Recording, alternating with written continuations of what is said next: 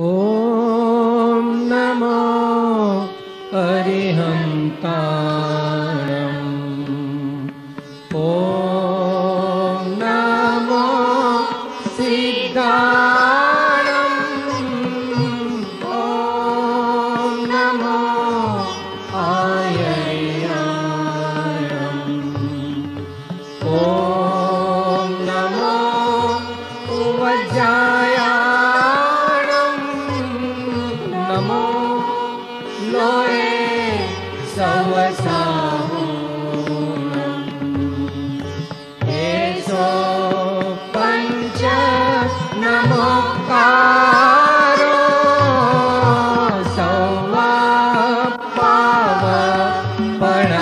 सौवापावपणासनो मङ्गलाणं च सौवेसिं पडमं भावै मङ्गलम् पडमं भावै मङ्गलम् पडमं भावै मङ्गलम्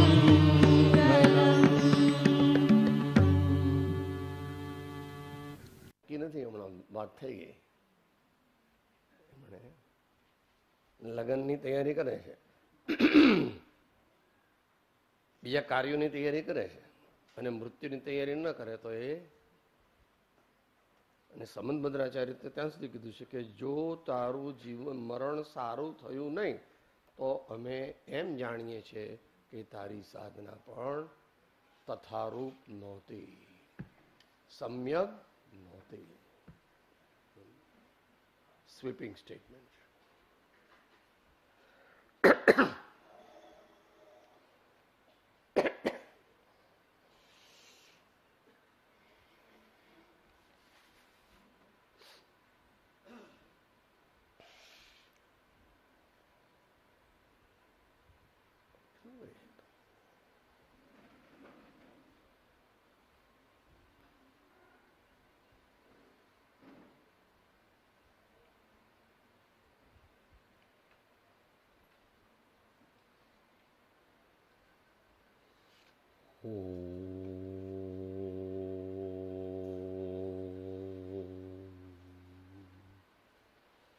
सहजात्म स्वरूप परम गुरु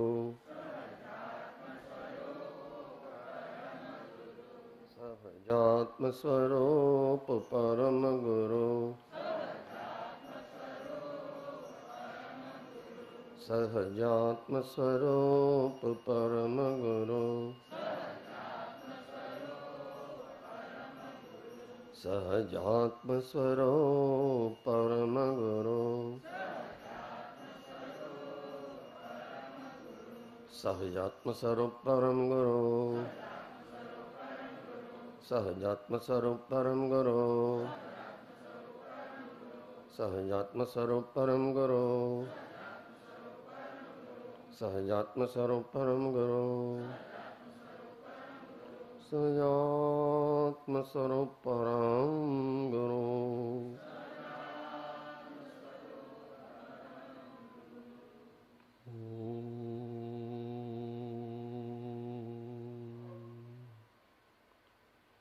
मोक्ष मार्गस्य नेतारं भेत्तारं कर्म भवभृताम् ज्ञातारं विश्वतत्त्वानां वन्दे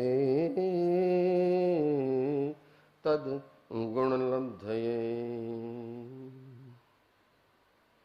अज्ञानतिमिरान्धानां ज्ञानाञ्जनशलाकया चक्षुः उन्मीलितं येन तस्मै श्री गुरवे नमः तस्मै श्री गुरवे नमः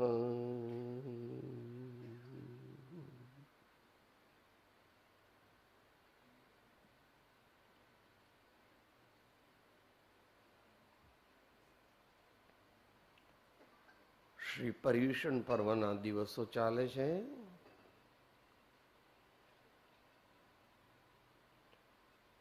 સ્વાધ્યાયમાં અવલંબન છે શ્રીમદ રાજચંદ્ર વચનામૃત, પત્રાંક 422. ગઈકાલે વિચારણા કરી હતી.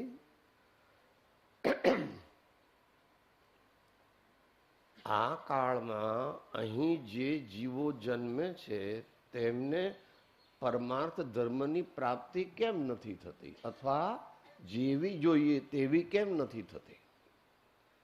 પ્રત્યક્ષ જોવામાં આવે છે કે ધર્મ રિસેશનમાં છે.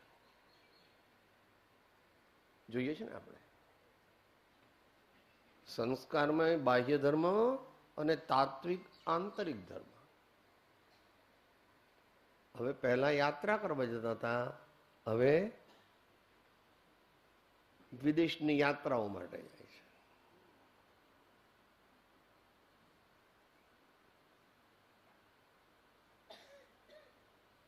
અને હમણાં વાત થઈ હતી એ પ્રમાણે પેલી હસાવવાની વાર્તા છે ને કે પેલા ડોસાએ કીધું કે ભાઈ પેલો ફલાણો ક્યાં છે? તો કે આ રહ્યો.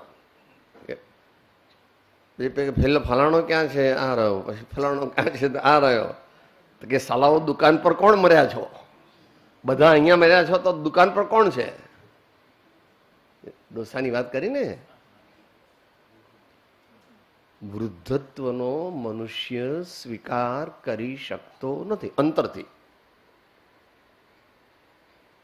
પણ એ તો અનિવાર્ય છે. એમાં કઈ કોઈનું ચાલતું નથી.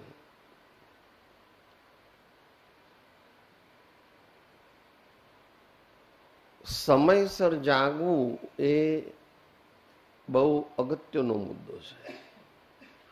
અર્લી 20s જો ચાલુ કરી દે ધર્મ, તો કૃપાળુદેવ એમ કે છે યુવા વયનો, ત્યાં તો સર્વસંગ પરિત્યાગ કે છે, આપણે તો અહીંયા સામાન્ય ધર્મની વાત કરીએ છીએ.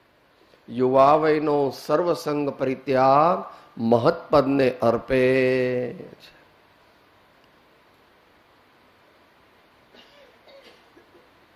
તો આપણે સમયસર ધર્મ કેમ નથી કરી શકતા? શું વચ્ચે એવું આવે છે કે આપણે ટાઈમસર ધર્મમાં જોડાતા નથી? તો કે એના બધા ઘણા કારણો છે. એ કારણો બધા આગળ ચલાવે છે હવે કૃપાળુદેવ.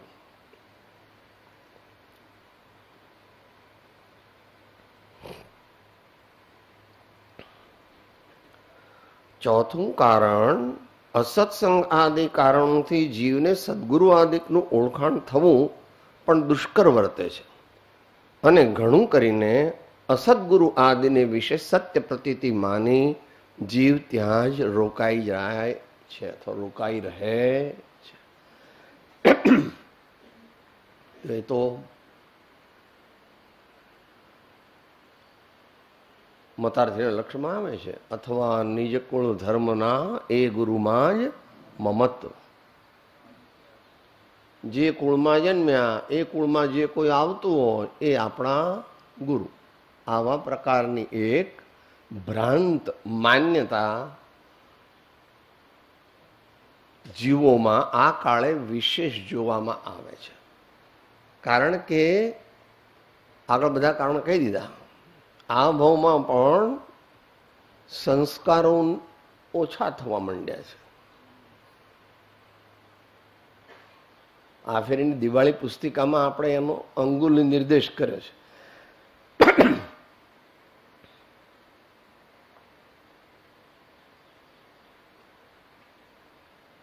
આગલા ભાવોનું તો આપણે જાણતા નથી પ્રત્યક્ષપણે. એટલે આપણા ઘરમાં જો એવું એટમોસ્ફિયર હોય કે જેથી બાળકોને કંઈક સારા સંસ્કાર પડે, એની જવાબદારી મા બાપો ઉપર છે.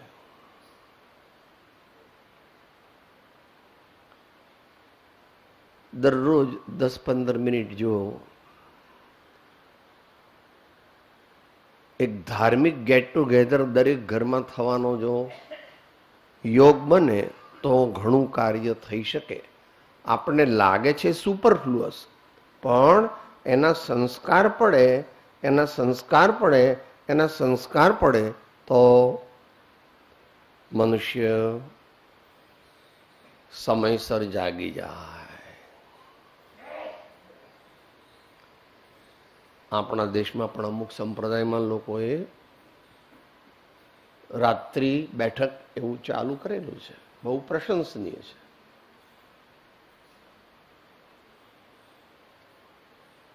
કુટુંબના સ્વાસ્થ્યની દ્રષ્ટિએ,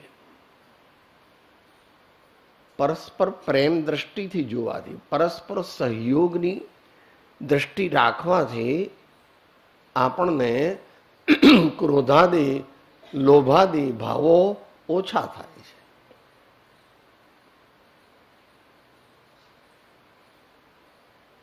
તો થવું અઘરું છે, કારણ કે કળિયુગ છે.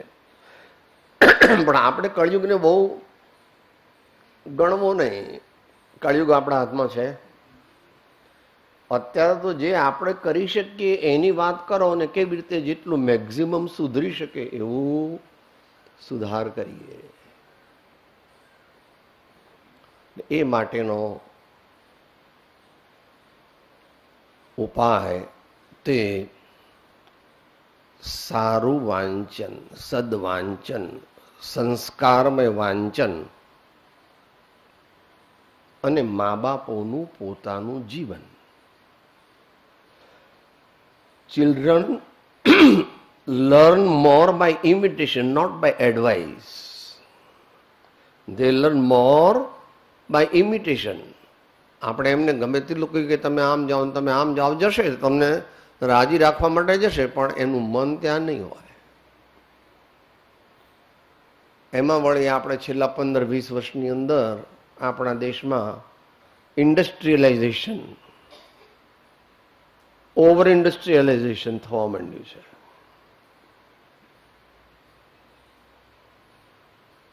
સવારના 8 વાગે બધા નીકળી જાય, રાતના 8-9 વાગે આવે. પહેલા મુંબઈ પૂરતું એવું કહેવાતું હતું, હવે બીજા શહેરોમાં પણ એવું થઈ ગયું.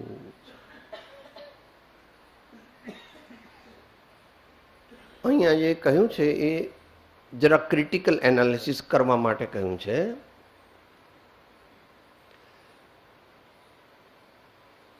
પોતાના ઘરમાં જે સાધુ મહારાજનો કે જે કોઈ સંતોનો કે એવા ધર્મ પ્રેમી વિદ્વાનોનો અવર જવરો હોય, આવરો જાવરો હોય, એમ કહે છે, એનાથી એ કંઈક લાગે આમાં કંઈક કરવા જેવું હશે. પણ એમ છે નહીં, થોડુંક અઘરું તો છે.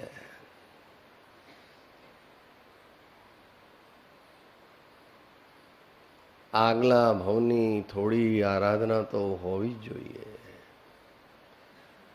ઉચ્ચ પદવીની પ્રાપ્ત કરવી હોય તો આ કાળની અપેક્ષા એ ઉચ્ચ પદવી. પદવી એટલે શું? પોતાના આત્માની મોક્ષ માર્ગમાં સ્થિતિ, અવસ્થિતિ.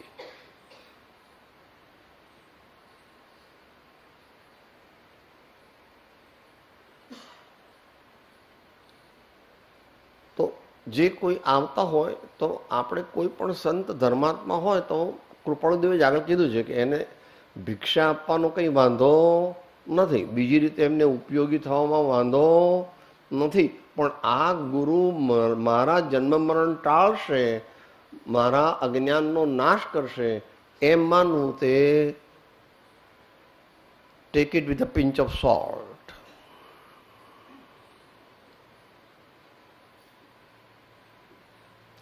માટે પોતે પણ સમજે, વાંચનથી, સત્સંગથી વગેરે ને ધીમે ધીમે ધીમે ધીમે એને ખ્યાલ આવે કે ગુરુ એટલે શું અને પછી સદગુરુ એટલે શું. નહીતર તો પોતાના સંપ્રદાયના જે કોઈ સાધુ કે કોઈ જે પણ હોય એ જ સત્પુરુષ છે એમ માનીને લોકો ચાલે છે, અને તેથી એમને જે મળવું જોઈએ તત્વજ્ઞાન અને સદગુણો એ મળતા નથી. આ આપણે એક આદર્શ જીવનની વાત કરીએ છીએ. બાકી જે કંઈક કરે છે એ ઠીક છે, પણ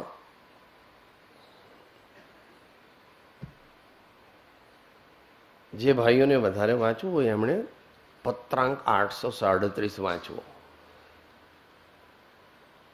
જેમાં 10મી ગાથાનું વિવરણ કરેલું છે. બધાને સમજણ પડે એવું નથી, પણ લગભગ 80% સમજણમાં આવી ગયા. ત્યાર પછી છેલ્લે સિદ્ધાંતથી, અધ્યાત્મથી, લોજિકથી, શાસ્ત્રના આધારથી, એમ બધી રીતે કૃપાળુદેવે સદગુરુ કેવા હોય તેનું વર્ણન કરેલું છે. એટલી ઉચ્ચ કક્ષાના સદગુરુઓ વર્તમાનમાં મળવા પ્રાય અસંભવ છે. તો જેટલા હોય તેટલા 35% આવે તો પણ બરાબર છે, અને કદાચ 35% ન આવે તો આપણે જે સારી વસ્તુ હોય તે ગ્રહણ કરવી, સારા ગુણો હોય તે ગ્રહણ કરવા. એટલા માટે શહેરોમાં હવે આશ્રમો અથવા તો એવા સેન્ટર્સ ઊભા કરવાની જરૂર પડી છે, કારણ કે ઇન્ડસ્ટ્રીયલાઇઝેશન સાથે અર્બનાઇઝેશન બહુ ત્વરાથી થઈ રહ્યું છે, અને શહેરની જિંદગી કેવી હોય છે એ અહીંયા બેઠેલા લગભગ બધાનો અનુભવ છે.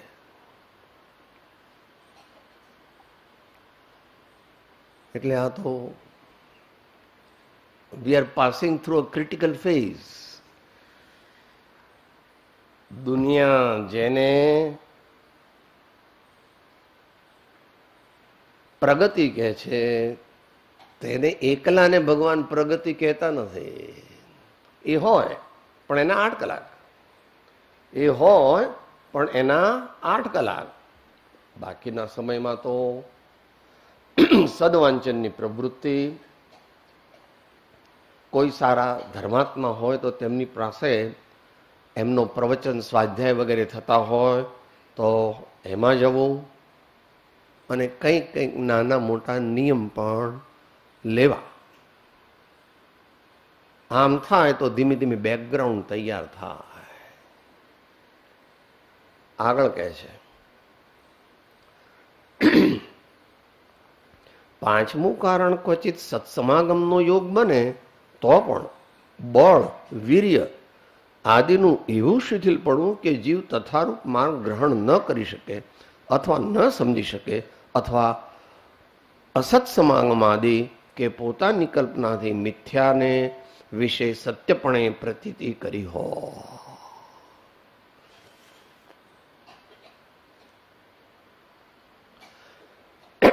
નિમિત્તો જેમ બાધક છે એમ પોતાનું ઉપાદન પણ બાધક છે. બળ, વીર્યાદિનું એવું શિથિલપણું કરીશું, જઈશું. મોડા જઈએ તો શું વાંધો છે? વેકેશનમાં તો ફરવા જ જવાનું હોય ને, બીજું શું? જાઓ ફરવા, પણ તીર્થોમાં જાઓ. એવા સારા તીર્થો છે કે તમારે આર્કિટેક્ચર જોવું હોય તો આર્કિટેક્ચર પણ મળશે. એવી કોઈ શિલ્પકળા વગેરે જોઈતું હોય તો એ પણ મળશે, અને અમુક જગ્યાએ તો સારું ખાવા પીવાનું પણ મળશે, ભલે સાત્વિક હોય. અને હવે તો સુવા બેસવાની વ્યવસ્થા પણ ધીમે ધીમે બધે થવા માંડી છે. તો આપણે પિકનિકને બદલે હવે તીર્થયાત્રા કરવાની. હવે એટલે નહીં, આમ તો પહેલેથી જ કરવાની, પણ મોડા જાગ્યા હોય તો 40 વર્ષથી. 40 વર્ષ પછી જાગે અને આત્માને પ્રાપ્ત કરી લે એવો તો કોઈ ભાગ્ય જીવ હોય વર્તમાનમાં. પ્રશ્ન છે કે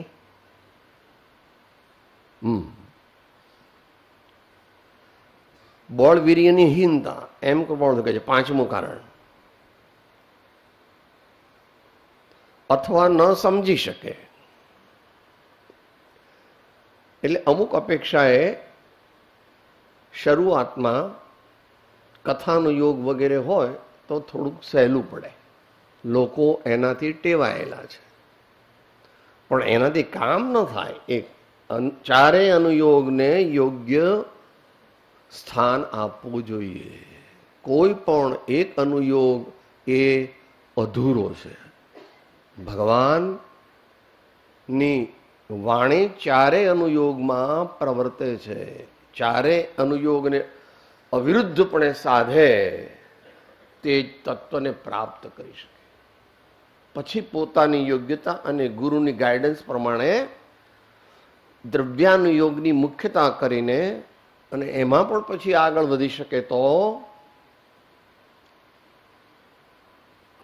सब तरफ से दिल हटा प्रभु के चरण में जोड़ दे, सब तरफ से दिल हटा प्रभु के चरण में जोड़ दे, मान ले कहना हमारा दिल की लालच छोड़ दे भाई, दिल की लालच छोड़ दे.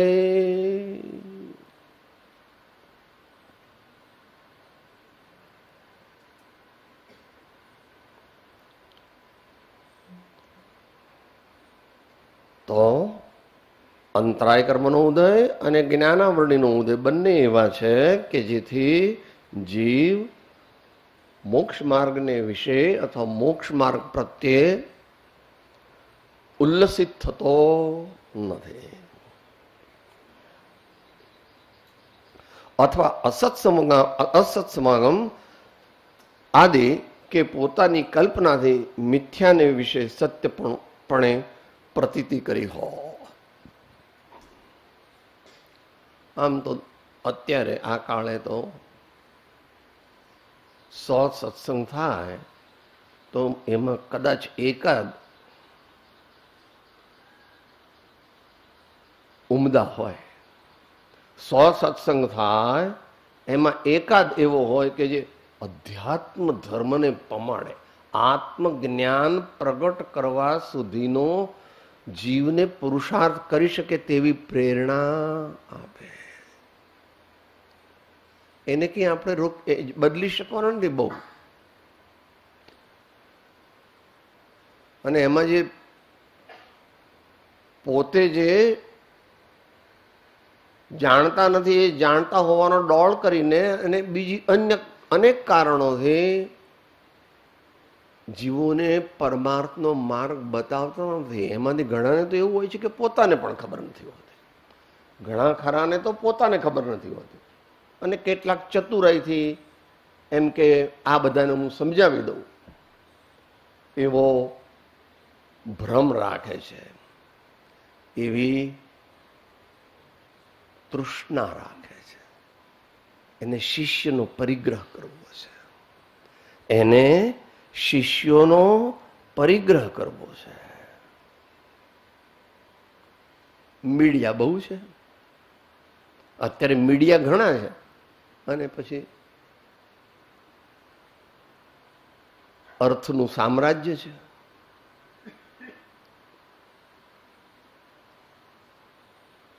સત્યને સત્ય રૂપે જાણવું એવું કોઈક જ જીવથી બની શકે છે.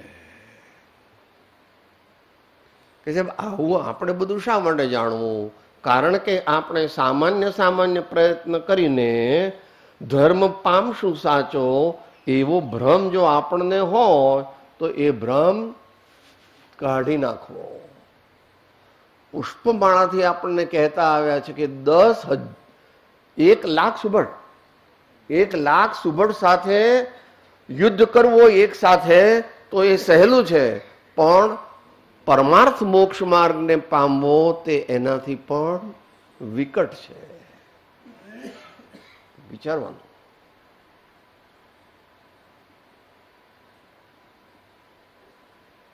કારણ કે ધર્મ એવી વસ્તુ છે કે બહુ જ સારા સંસ્કાર હોય એવા લોકો અહીં જન્મતા નથી. એ આપણા હાથમાં નથી. There is not to question why, there is but to do or die. There is not to question why, there is but to do or die.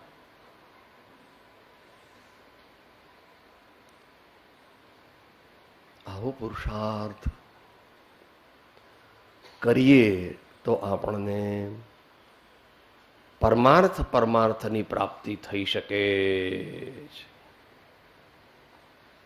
કઈ નર પંચમ કાલ में देखे वस्तु अभंग, कई नर पंचम काल में देखे वस्तु अभंग.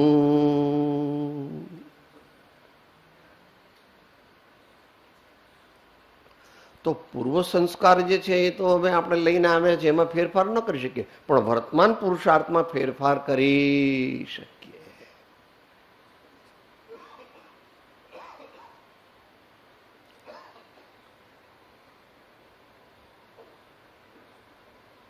અથવા અસત સમાગમ આદિ કે પોતાની કલ્પનાથી મિથ્યાને વિશે સત્યપણે પ્રતીતિ કરી હોય. છેલ્લા 30 વર્ષની અંદર આપણા દેશમાં વેસ્ટર્ન થિંકર્સ જે છે, પાશ્ચાત્ય વિચારકો, એમના પુસ્તકો પુષ્કળ પ્રમાણમાં અંગ્રેજીમાં પણ વાંચવામાં આવે છે અને અન્ય ભાષાઓમાં પણ વાંચવામાં આવે છે. એટલે અત્યારે એકદમ બાહ્યમાં નિરાશાજનક વાતાવરણ છે.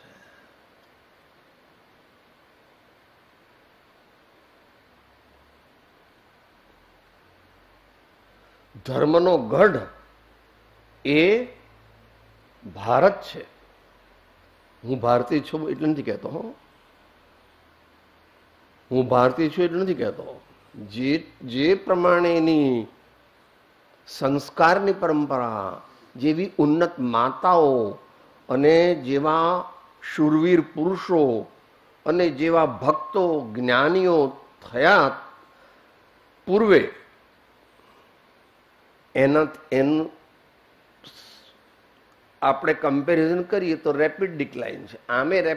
આમ ડિક્લાઇન છે, કારણ કે એક્સપોઝર જ વેસ્ટર્ન સાયન્સનું છે. વેસ્ટર્ન એટલે આપણે કોઈ દેશ પ્રત્યે એમ નહીં, પણ જે નાસ્તિક જીવો છે, જ્યાં સુધી જીવો ત્યાં સુધી ખાવ પીવો અને મોજ કરવો, અને પછી अपनी चलती नहीं भैया, किसी की चलती नहीं. એક ખરાબ વિચારોને, એક ખરાબ કાર્યો જે કર્યા ને એનાથી જે પાપ બંધાયું તે અવશ્ય ઉદયમાં આવશે. માટે સાહેબ કોઈને ખબર નથી, સાહેબ કોઈને ખબર નથી. विश्व की कर्म व्यवस्था किसी के जानने पर नहीं है. जैसे तुम्हारे विचार होंगे, जैसे तुम्हारे भाव होंगे, वैसा ही कर्म बंद होगा. इसमें इंद्र, जनिंद्र, नरेंद्र कुछ फर्क नहीं कर सकते. એને પણ ખાળવાની જરૂર છે. આપણી બાળ ઉછેરની પદ્ધતિ બધી પણ ઝડપથી પાશ્ચાત્ય રૂપને ધારણ કરી રહી છે. એમાં સારા એલિમેન્ટ છે એને લેવામાં વાંધો નથી. એમાં જે સારા એલિમેન્ટ્સ હોય તેને લેવામાં વાંધો નથી. પણ અધ્યાત્મ વિજ્ઞાનમાં ભારત દુનિયાને જે આપી શકે એ અન્ય કોઈ દેશ આપી શકે નહીં.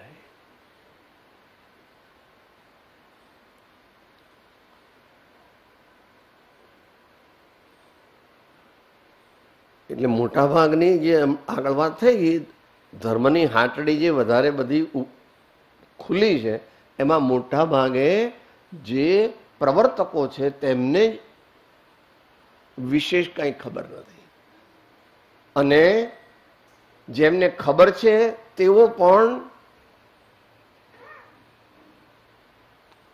અનેક પ્રકારની ઈચ્છાઓથી ગ્રસાયેલા હોવાથી અપની ચલને દો, અપની ચલને દો, અને જીવોની પણ એવી યોગ્યતા છે.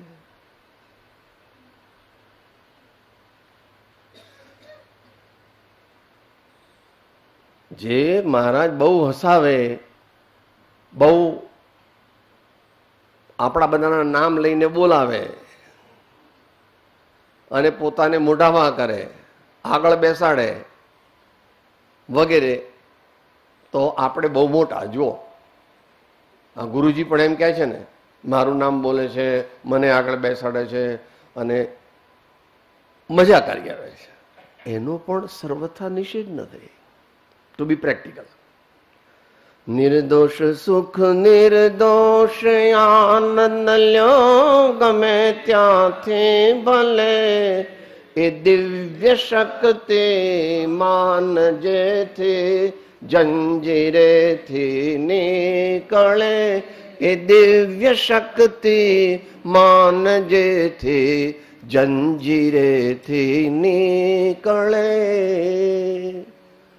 પણ પોતાને જંજીર લાગવી જોઈએ ને. ભગવાન, આચાર્યો, જ્ઞાની, સંતો, ધર્માત્માઓ કે છે આમ આવો, આ બાજુ આવો, આ બાજુ આવો, જ્યાં અમૃત અમૃત છે.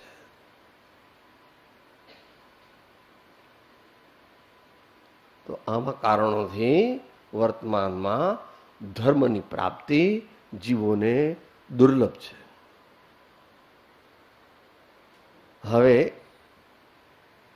થોડુંક ટેકનિકલ કહે છે, પણ બધા જે લોકો આપણે આત્મસિદ્ધિથી ટેવાયેલા છીએ, એના જાણકાર છીએ સામાન્યપણે, એને માટે બહુ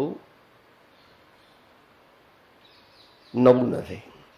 ઘણું કરીને વર્તમાનમાં કાં તો શુષ્ક ક્રિયા પ્રધાનપણામાં જીવે મોક્ષ માર્ગ કલ્પ્યો છે, અથવા બાહ્ય ક્રિયા અને શુદ્ધ વ્યવહાર ક્રિયાને ઉત્થાપવામાં મોક્ષ માર્ગ લખ્યો છે. આ બે પહેલા લઈએ, કારણ કે આટલા માટે આત્મસિદ્ધિ રચવામાં આવી હતી. વર્તમાન આ કાળમાં મોક્ષ માર્ગ બહુલો, વિચારવા આત્માર્થીને ભાખ્યો અતર અગોપ. કોઈ ક્રિયા જડ થઈ રહ્યા શુષ્ક જ્ઞાનમાં, કોઈ માને માર્ગ મોક્ષનો કરુણા ઉપજે જો.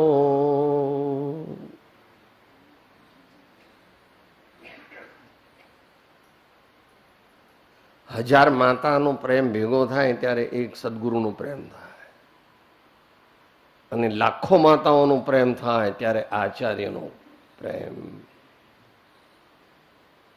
થાય. વ્યવહારિક બે દિશા તો જુદી છે, પણ એ પ્રેમ એ નિસ્વાર્થ હોવો જોઈએ. નિસ્વાર્થનો અર્થ હું પોતે પણ ઉત્તમ ગતિને પામું, આત્મજ્ઞાન, આત્મસમાધિને પામું, અને જે કોઈ સાંભળે, સમજે અને સમજણપૂર્વક એ આજ્ઞાનું આરાધન કરે તો એ પણ સ્વર્ગ મોક્ષાદિની પ્રાપ્તિ કરે. એવી ટ્રાન્સપેરન્સી સંત પુરુષમાં હોવી જોઈએ. કારણ કે વર્તમાનમાં થતા સંતો બહુ ઊંચી કક્ષાના થતા નથી. એનો બધો મોટો ઇતિહાસ છે જૈન પરંપરા પ્રમાણે. આર્બિટ્રરી થોડુંક કહું તો વાંધો નથી.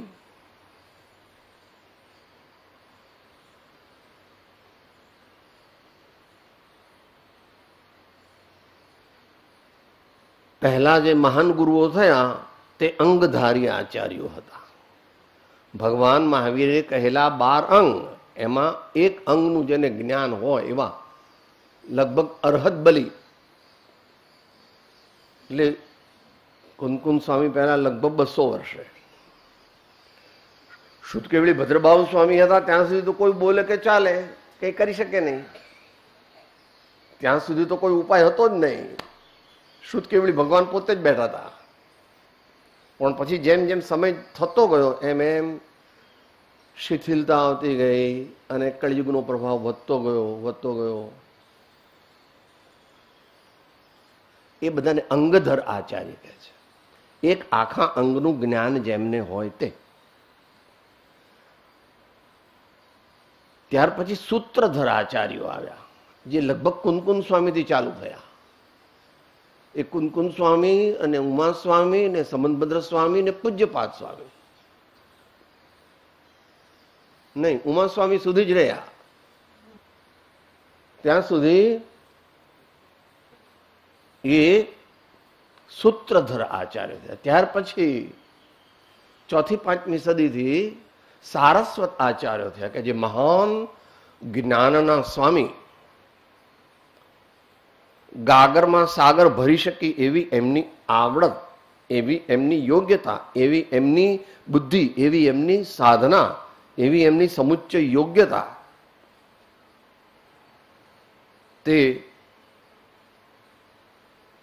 સારસ્વત આચાર્ય લગભગ 6મી 7મી સદી સુધીમાં સમાપ્ત થઈ ગયા. હા, પૂજ્યપાદ સ્વામીથી 101 વર્ષ સુધી સારસ્વત આચાર્યો થયા, 100-150 વર્ષ સુધી. ત્યાર પછી પ્રબુદ્ધ આચાર્યો થયા. એટલે લગભગ 8મી સદીથી તે 11મી, 12મી ને 13મી સદીના અંતમાં પ્રબુદ્ધ આચાર્યોનો પણ બહુ ફેમિન, દુકાળ પડ્યો. અને ત્યાર પછી જે થયા તે પરંપરા પોષક આચાર્યો અથવા જ્ઞાની સંત કવિઓ. આપણે જે પદ્મનંદી પંચવિંશતિ લીધી હતી, બસ that is the last part of પ્રબુદ્ધ આચાર્ય. આ આર્બિટ્રરી ક્લાસિફિકેશન છે, એકદમ ફિક્સ નહીં માનવું. એટલે દેશકાળ જોયા, અમુક જે વિશેષ વિચારક હતા, વધારે પ્રમાણિક હતા, તેમને પછી સકલ કીર્તિ આચાર્ય જે 14મી સદીની પછી થયા, 15મી સદીમાં, એમને પછી આ ભટ્ટારક સંપ્રદાયની સ્થાપના કરી. કારણ કે નિર્ગ્રંથપણે રહીને સાધના કરવાની શક્તિ લોકોમાં રહી નહીં. અને ત્યાર પછી તો ઘણા બધા જ્ઞાની પુરુષો થયા. આપણે હમણાં બોલ્યા એ તો શિવરામ જાણે એટલા જાણીતા નથી, પણ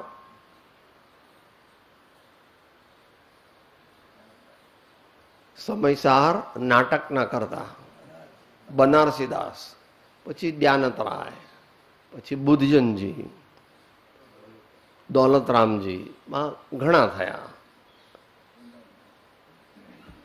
ટોડરમલજી. છેલ્લે પછી હમણાં એટલે કે લગભગ 80 વર્ષ પહેલા મુનિ પંથ દિગંબર પરંપરામાં મુનિ પંથનું રિવાઇવલ કરવાનો પ્રયત્ન આચાર્ય શ્રી શાંતિસાગરજી મહારાજે પોતાની શક્તિ ભક્તિ પ્રમાણે સારો એવો કર્યો.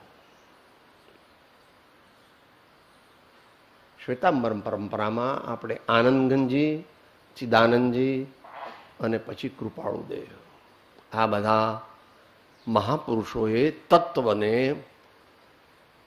આત્મકલ્યાણના માર્ગને સરળતાથી, સહજપણે અને પોતાના અનુભવથી લોકોને બતાવ્યો. ગદ્ય પદ્યમય સાહિત્યથી. તો આ પ્રમાણે અત્યારે સ્થિતિ છે. એ અહીંયા કહે છે શુષ્ક ક્રિયા પ્રધાનપણામાં જીવે મોક્ષ માર્ગ કલ્પ્યો છે. એટલે પોતાની કંઈ પાત્રતા તો નહીં, સામાન્ય, અને એકદમ ઊંચા અધ્યાત્મ શાસ્ત્રો વાંચે એટલે પછી એમ કહે કે ભાઈ દેહની ગમે તે ક્રિયા કરો પાપ લાગે નહીં, અને આત્માની સમાધિ પ્રાપ્ત કરો, દેવ આ પૂજા, આ દાન, આ ઉપવાસ, આવું બધું કરવાની કઈ જરૂર, એનાથી કઈ મોક્ષ થાય ને, એનાથી કઈ કલ્યાણ થાય ને, એવા પણ પ્રકાર થયા. તો એ આ કાળનું એક સ્વાભાવિક વલણ છે. આપણે શું કરવું એ આપણે અંતરમાં નક્કી કરવું. પણ આપણે કેવી રીતે નક્કી કરવું? તો કે આવા મહાપુરુષોના વચનોથી, કે જેઓ પોતાને હું તો બંને વચ્ચે મંદમતી મધ્યસ્થ છું એમ કહે છે. હું તો બંને વચ્ચે મંદમતી મધ્યસ્થ છું. અને એમણે પછી જીવી પણ બતાવ્યો પોતાના જીવનમાં. સારી રીતે જીવી બતાવ્યો. અને એનાથી વધારે જ્યારે અહીંથી પરલોક ગમન કર્યું ત્યારે પણ આપણને પ્રેરણા મળે એવી સુંદર રીતે સ્મૂધ ટેક ઓવર કર્યો. તો દરેકે પ્રયત્ન કરવો. બધું મળશે પણ મનુષ્ય ભાવ નહીં મળે એમ વારંવાર વિશેષ પડો થોડી વાર પછી. માનવનો જન્મ મળ્યો, મહાવીરનો ધર્મ મળ્યો. માનવનો જન્મ મળ્યો, મહાવીરનો ધર્મ મળ્યો. આવો સંયોગ નહીં આવે ફરી વાર, નહીં આવે ફરી વાર.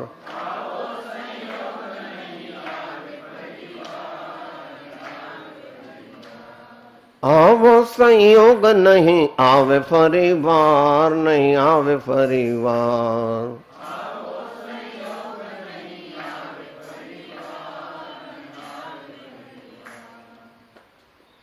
બહુ સુંદર છે. આપણે અહીંયા આગળ કાંતાબેન અને સ્પેશિયાલિસ્ટ હતા.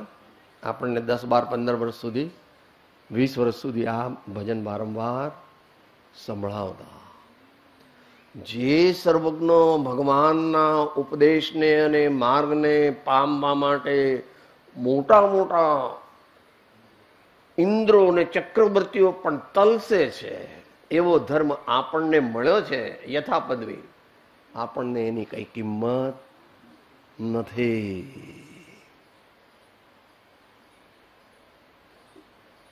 એ વિશે મોક્ષમાળામાં ઘણું બધું સુંદર વર્ણન કરેલું છે.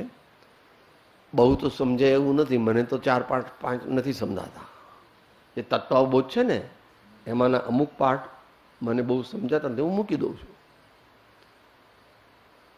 અજ્ઞાન, રાગ, દ્વેષ ઓછા કરો. સમતા ભાવનો અભ્યાસ કરો. આચાર્ય ભગવાને કહેલી સપ્ત વ્યસનનો ત્યાગ અને ષડ આવશ્યક કર્મ સમજણપૂર્વક કરો. દેવ પૂજા, ગુરુપાસ્તિ, સ્વાધ્યાય, સંયમ, તપ, દાનમ ચ ઇતિ ગૃહસ્થાનામ ષટ કર્માણી દિને દિને. રસ્તો તો કાઢવો પડશે. કોઈનો વાંક કાઢવાથી આ જીવનું કલ્યાણ થવાનું નથી. સાહેબ શું કરીએ, હવે કળિયુગ છે, અત્યારે સારા ગુરુ નથી મળતા. સાહેબ અમે આ તો હરીવરીને કરીને લાઈફ થઈ ગઈ, ફાસ્ટ લાઈફ. અમારે તો મુંબઈમાં અમારે 7 વાગે નીકળીએ અને 9-10 વાગે પહોંચીએ, વગેરે વગેરે લાંબુ. ઘણા સવા એમ પણ કહેતા હોય છે કે રવિવારે ન હોય, રજા હોય ત્યારે મમ્મી કે આ તારા પપ્પા કહેવાય. હે, પપ્પા એટલે શું? હા તારા પપ્પા કહેવાય, તારા બાપુજી કહેવાય. અચ્છા, આ મારા બાપુજી છે, ભલે હશે, તું કહે છે તો હશે. મને તો દેખાતા નથી, મને કઈ શીખવાડતા નથી, મને કઈ વહાલ કરતા નથી, કે મને કઈ રમાડતા નથી. હશે, તમે કહો છો તો હશે. થોડી મજાકની વાત પણ હોય એવી.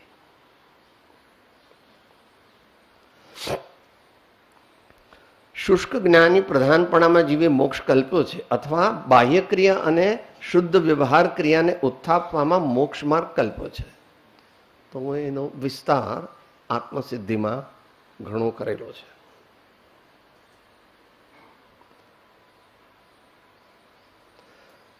અથવા સ્વ મોટી કલ્પનાએ અધ્યાત્મ ગ્રંથો વાંચી કથન માત્ર અધ્યાત્મ પામી મોક્ષ માર્ગ કલ્પ્યો છે. તો એકલું અધ્યાત્મ વાંચે તો એકે અનુયોગ આવ્યો નહીં. દ્રવ્યાનુયોગ ને અધ્યાત્મ બેને એક ન સમજવા. તત્વાર સૂત્ર વગેરે સિદ્ધાંત શાસ્ત્રો છે, દ્રવ્યાનુયોગ છે. અને આચાર્ય કુંકુમ ભગવાને પણ 12 અણુવીખા લખી છે, રહેણસાર લખ્યો છે.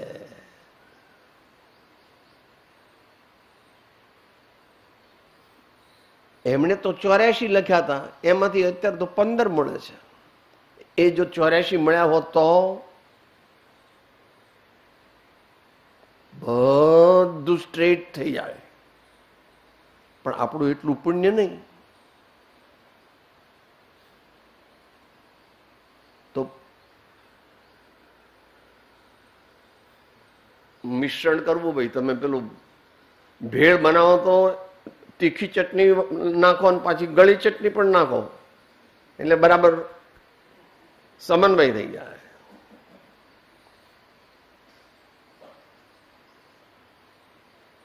મારા ખ્યાલથી 683 કે એવામાં દ્રવ્યાન યોગ ની વાત કરેલી છે.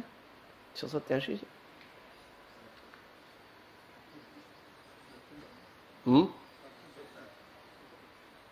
600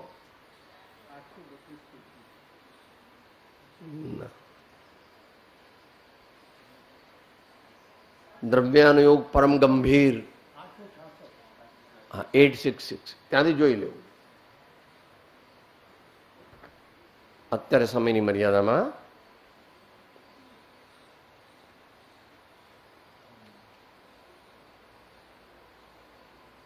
બાહ્ય ક્રિયા અને શુદ્ધ વ્યવહાર ક્રિયાને ઉત્થાપવામાં મોક્ષ કલ્પ્યો છે. એટલે શ્રાવક ધર્મ અથવા તો શ્રાવક ધર્મ આપણે સમજીને આપણા જીવનમાં ઉતારી શકીએ એ પહેલા 7 વ્યસનોનો ત્યાગ વગેરે હોવું જોઈએ. અને એવા બીજા પણ જનરલ આપણા વર્તણૂક અને આપણા ભાવ એવા હોવા જોઈએ કે જેથી કોઈ પણ જીવને જોઈને સમતાની, શાંતિની, પ્રસન્નતાની પ્રાપ્તિ થાય.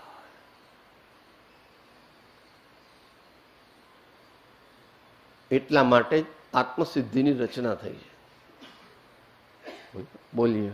વર્તમાન કાળમાં મોક્ષ માર્ગ બહુલો વિચારવા આત્માર્થીને ભાખ્યો અત્ર અગો. શું થઈ રહ્યું છે? કોઈ ક્રિયા જડ થઈ રહ્યા શુષ્ક જ્ઞાનમાં, કોઈ માને માર્ગ મોક્ષનો કરુણા ઉપજે જો. એમ કરીને પછી એનો વિસ્તાર કર્યો છે. એટલે જેવી રીતે આત્મસિદ્ધિનું પારાયણ કરીએ છીએ એવી રીતે આત્મસિદ્ધિ સમજવી જોઈએ. સત્સંગથી સમજવી, કોઈ સત્પુરુષ હોય તો તેમનાથી સમજવી, ભગવાનને પ્રાર્થના કરવી કે પ્રભુ શક્તિ આપો, ભક્તિ આપો, શુદ્ધિ આપો, કે જેથી હું આપની વાત સમજી શકું અને મને સત્ય વાતનો અંદરમાં અહેસાસ થાય. અને એનાથી વિરુદ્ધ દિશામાં બીજા. અથવા સ્વમતી કલ્પનાએ અધ્યાત્મ ગ્રંથો વાંચીને કથન માત્ર અધ્યાત્મ પામી મોક્ષમાર્ગ કલ્પ્યો છે, એમ કલ્પાયાથી જીવને સત્સમાગમાદિના હેતુમાં તે માન્યતાનો આગ્રહ આડો આવી પરમાર્થ પામવામાં સ્વયંભૂત સ્તંભભૂત થાય છે. આ અત્યારના ઘણા વિચારકોમાં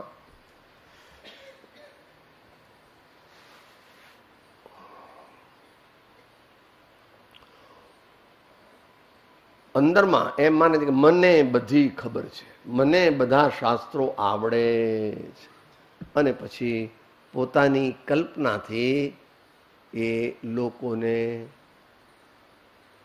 એનામાં બીજી જાતના પુણ્યનો ઉદય છે, એને મેસ્મેરિઝમ છે, એવી અમુક વિદ્યા સિદ્ધ કરેલી છે કે એનો શિષ્ય વર્ગ બહુ મોટો હોય, પણ તેમ કંઈ વસ્તુનું સ્વરૂપ નથી.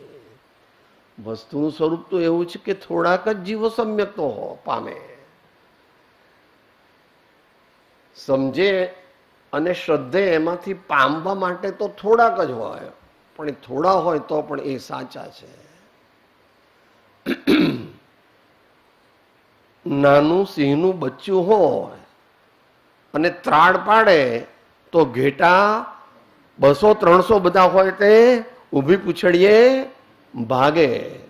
માટે સત અને સંખ્યાને કાંઈ સીધો સંબંધ, સત અને સંખ્યાને સીધો સંબંધ નથી. ઉલટો રિવર્સ ઇઝ ટ્રુ. દુનિયાવાળા જે કહે તે સાચું, ને ભગવાન કહે છે કે જે સાચું હોય તે સાચું. દુનિયાવાળા કહે તે પણ નહીં, અને હું કહું તે પણ નહીં. મહાપુરુષો એટલે મોક્ષમાં હું તો બંને વચ્ચે મંદમતી મધ્યસ્થ છું. આવી કોની શક્તિ છે કે આટલું વિશિષ્ટ જ્ઞાન અને પૂર્વ સંસ્કાર હોવા છતાં પણ પોતાને મંદમતી કહેવું? આપણને કોઈ એમ કે તમે સેકન્ડ ક્લાસ લાગો છો, ઝઘડો થઈ જાય. આવો વિનય આપણે મહાપુરુષો પાસે શીખીએ. જલ્દી જલ્દી જેટલા વર્ષો રહ્યા છે એમાં પ્રયોજનભૂત તત્વને જાણીએ, અને અંત મંગળમાં કૃપાળુદેવની આજ્ઞા બોલીએ. જ્યાં જ્યાં જે જે યોગ્ય છે તહાં સમજવો તે, ત્યાં ત્યાં તે આચરે આત્માથી જનતે. સદગુરુ પરમ કૃપાળુ ત્રિલોકના સર્વ સંતન કી ઓમ.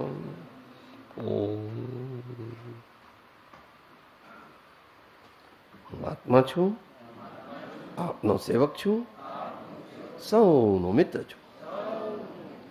આત્મા છું, આપનો સેવક છું, સૌનો મિત્ર છું. આત્મા છું, આપનો સેવક છું, સૌનો મિત્ર છું.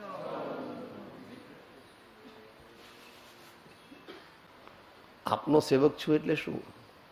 ગુણિયલ જનોનો, સમ્યક દ્રષ્ટિ ધર્માત્માઓનો અને એવા સાચા વ્રત લેનાર અને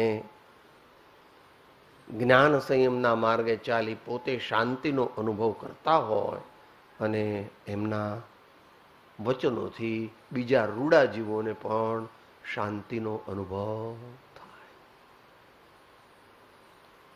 આપ એટલે પંચ પરમેષ્ઠી ભગવાન અને એવા કોઈ પણ મોટા ધર્માત્માઓ, એના આપણે સેવક બનીએ તો જ આપણો એક દિવસ નંબર લાગે. બાકી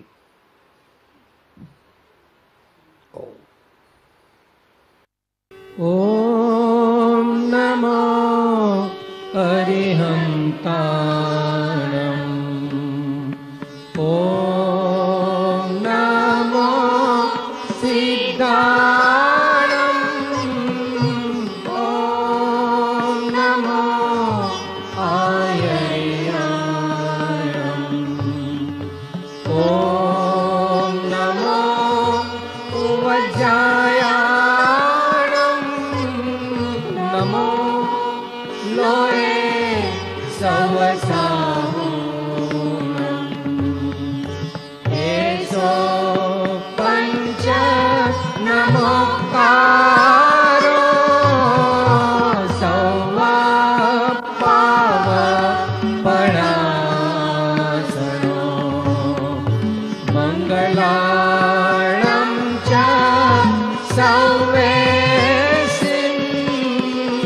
परमं हवै मङ्गलम् परमं हवै मङ्गलम् परमं हवै मङ्गलम्।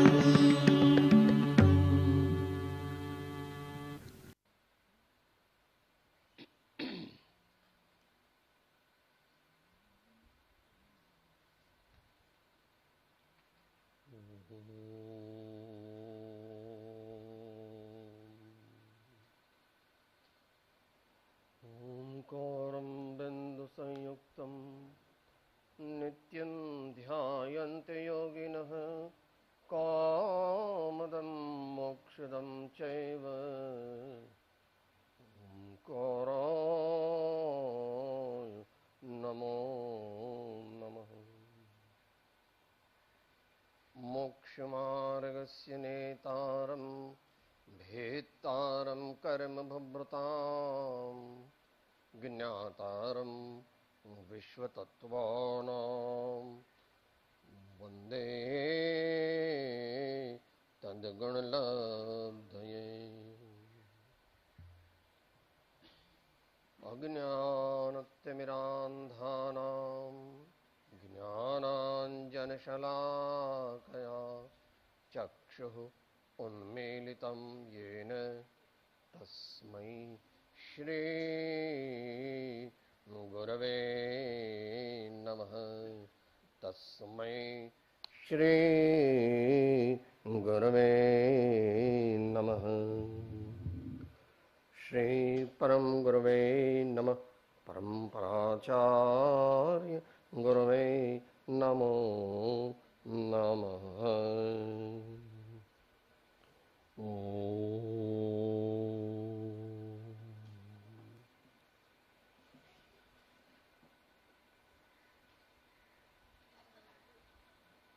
આજનો સ્વાધ્યાય હિન્દી ગુજરાતી મિક્સ હશે એટલે મોટા ભાગનાને બહુ તકલીફ નહીં થાય.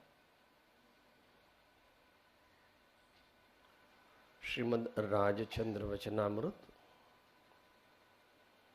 પત્રાંક 422 તેની વિચારણા આપણે છેલ્લા 3 દિવસથી કરી રહ્યા છીએ.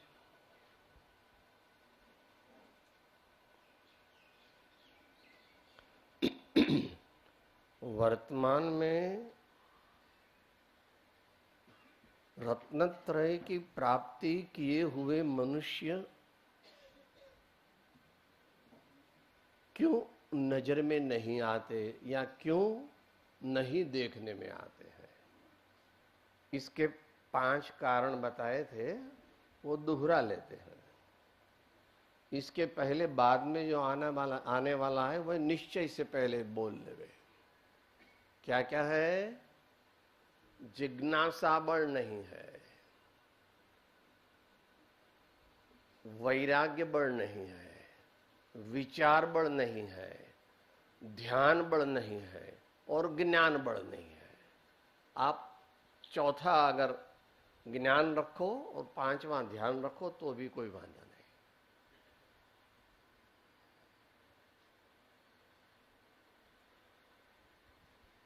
और इस काल में इस क्षेत्र में तथारूप ज्ञानी धर्मात्माओं का समागम नहीं होता है या विद्यमानता भी बहुत कम है. उसका कारण ये 5 बल में से जो मिनिमम रिक्वायरमेंट 35 गुणांक आते हैं तो पास करते हैं, उतना भी नहीं है. इसलिए जीव को जैसा देव गुरु धर्म का आश्रय मिलना चाहिए वैसा नहीं मिलता. इसके 5 कारण जो बता दिए वो दोबारा दोहरा लेते हैं.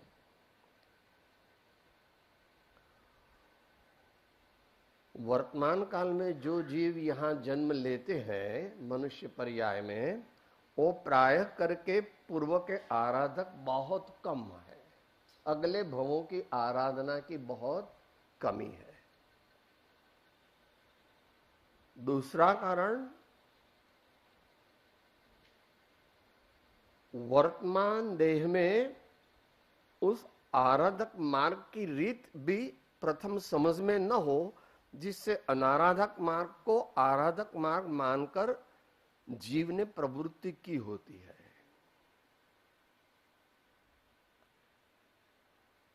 सम्यक परीक्षण दृष्टि नहीं होने से जो सब लोग मानते हैं उसको वो भी मानने लगता है, तो यह भी एक कारण है कि उसको परमार्थ की प्राप्ति नहीं हुई।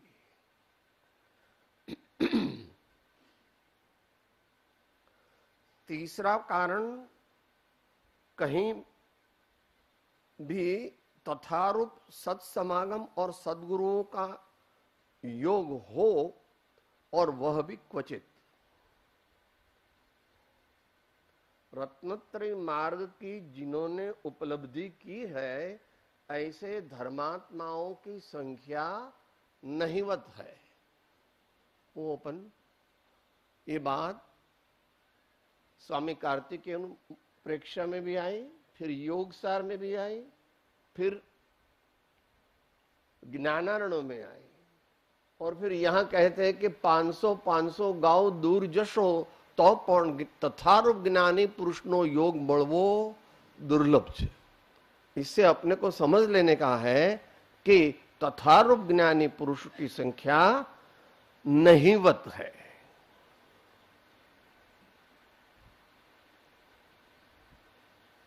चौथा कारण, असत्संग आदि कारणों से जीव को सद्गुरु आदि की पहचान होना भी दुष्कर है, और प्रायः असद्गुरु आदि में सत्य प्रतीति मानकर जीव वहीं रुक जाता है।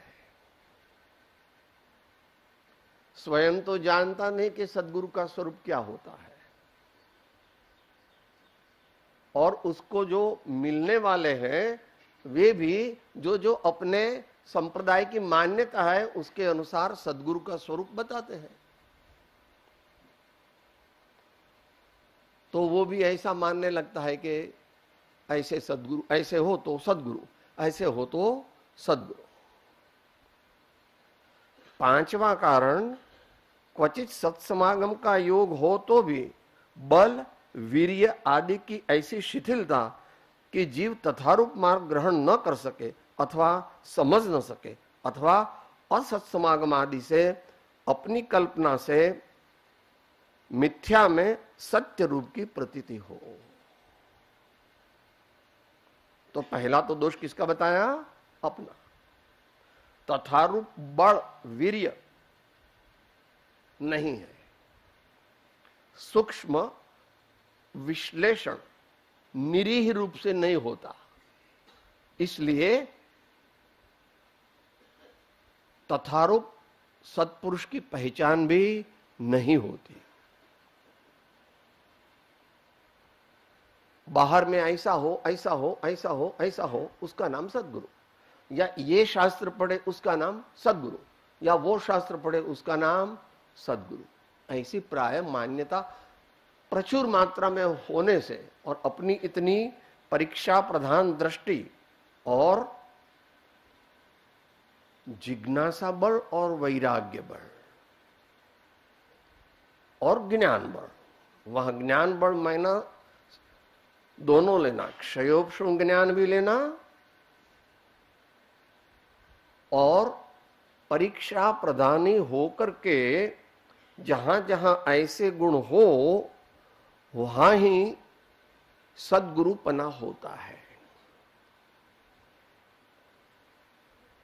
श्रीमद् राजचंद्र जी के साहित्य में सद्गुरु शब्द का भी प्रयोग किया है और सत्पुरुष शब्द का भी प्रयोग किया है, और दोनों व्याख्याएं उन्होंने मान्य की है। बराबर। पहले अध्यात्म दृष्टि से व्याख्या की, आत्मज्ञान क्या मुनि पणो ते साचा गुरु हो, बाकी कुल गुरु कल्पना आत्मार्थे नहीं जो। तो यहां अध्यात्म को मुख्य करके व्याख्या की। अभी सिद्धांत को मुख्य करके व्याख्या करते हैं। आत्मज्ञान समदर्शिता विचरे उदय प्रयोग, अपूर्व वाणी परम श्रुत सदगुरु लक्षण योग। आत्मज्ञान में सम्यक दर्शन ज्ञान आ गए और समदर्शिता में चारित्र आ गया। विचरे उदय प्रयोग, मैंने द्रव्य से, क्षेत्र से, काल से और भाव से अप्रतिबद्ध है। जहां गए वहां अपना, जहां गए मैंने अपना, मैंने क्या, कुछ इसका कार्यक्रम निश्चित नहीं होता।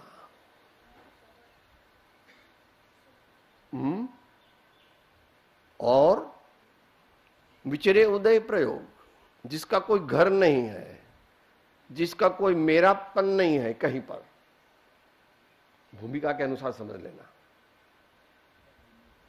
अपूर्व वाणी, तो शास्त्र का आधार कम लेते हैं।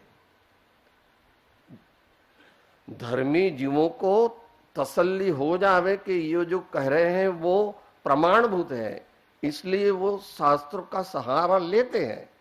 मगर जो उन्होंने अपने जीवन में पाया है, उस दृष्टि से, उस वृत्ति से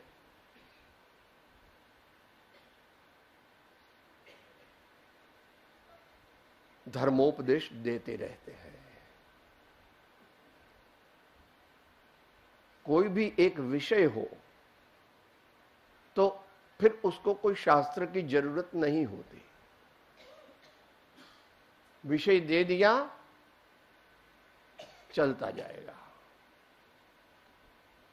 क्योंकि इनके अंतर में मोक्ष मार्ग का, व्यवहार मोक्ष मार्ग और निश्चय मोक्ष मार्ग का स्वरूप सुनिश्चित रूप से ज्ञप्ति में भी आया है, श्रद्धा में भी आया है और अनुभूति में भी आया है। फिर भी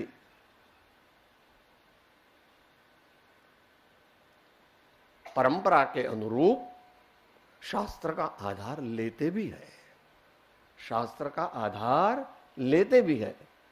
शास्त्र क्या है? महाज्ञानी धर्मात्माओं की वाणी, वो तो शास्त्र है। हम तो ऐसा कहेंगे कि सर्वज्ञ की वाणी, मगर सर्वज्ञ की वाणी है, इसका हमारे पास कोई प्रमाण नहीं है। प्रमाण नहीं है मैंने क्या, जो 400 साल बीच में गए, शुद्ध केवली भद्रबाहु स्वामी गए, और इसके बाद पहली शताब्दी के प्रारंभ तक कोई ऐसे महापुरुषों का साहित्य नहीं मिलता। जो मिलता है हम कहते भाई ये षटखंडागम है और ये इनकी टीकाएं हैं, धवला जय धवला, या अध्यात्म प्रधानता से देखे तो ये समय सार, प्रवचन सार, पंचास्तिकाय आदि, तो वो है तो ठीक ही है तो सच, क्योंकि वो सत्य महाव्रत के पालने वाले बहुत बड़े धर्मात्मा हैं। और उन्होंने ऐसा कभी नहीं कहा कि मैं बोध देता हूं आपको, मैं आपको बोध देता हूं, ऐसा उन्होंने नहीं कहा। क्या कहा? वक्ष्यामि नियम सारम केवली शुद्ध केवली भणित, जितनी अपनी हैसियत थी। मैं तो नैरेटर हूं, हालांकि वो अपनी लघुता प्रकट कर रहे हैं, अपनी लघुता प्रकट कर रहे हैं। तो इस प्रकार जो पांचवा कारण है, पहला तो बताया उपादान कारण, अपने बल वीर्य आदि की ऐसी शिथिलता कि जीव तथारूप मार्ग ग्रहण न कर सके। इतना क्षयोपशम भी नहीं है, इतने परिणामों की निर्मलता भी नहीं है, और इतना पौरुष भी नहीं लगाते जिससे कि वे तत्व का अपने कल्याण के लिए ग्रहण करें श्रद्धा करें और आचरण करें, क्योंकि तीनों की एकता होगी तो मोक्ष मार्ग होगा, निश्चय मोक्ष मार्ग। તે ત્રણે અભેદ પરિણામ થે રે, જ્યારે વર્તે તે આત્મા રૂપ મૂળ માર્ગ સાંભળો જીનનો, તે માર્ગ જીનનો પામ્યો રે, કેવા પામ્યો તે નિજ સ્વરૂપ મૂળ માર્ગ સાંભળો જીનનો રે, મૂળ માર્ગ સાંભળો જીનનો રે।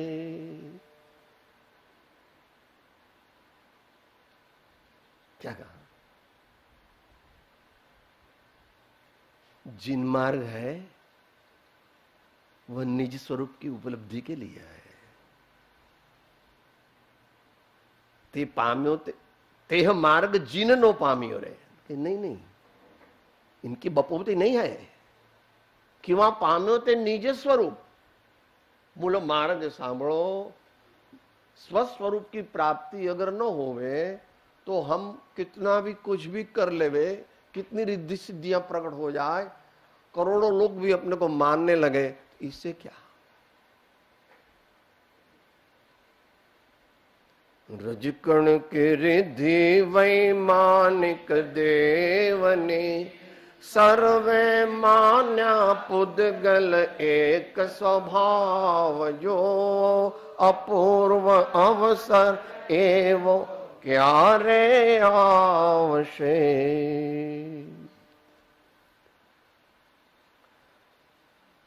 वीर्य आदि की ऐसी शिथिलता कि जीव तथारूप मार्ग ग्रहण न कर सके अथवा समझ न सके, तो वह मिनिमम क्षयोपशम ज्ञान की भी आवश्यकता रहती है।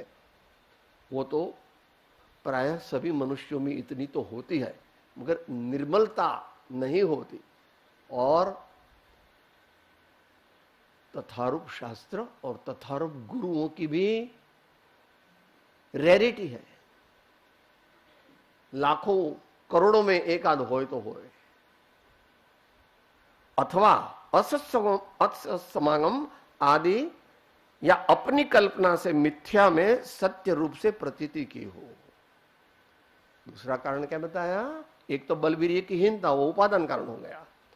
फिर असत्समागम आदि, जो भी मिलता है वो कहता है क्या करते हैं आप, मैं तो ये करता हूं, तो वो करने लगता है। और कलयुग का तो प्रभाव है ही कि भाई 1,00,000 सत्संग मिले, उसमें एक आध सच्चा मिले तो मिले। 1,00,000 सत्संग मिले तो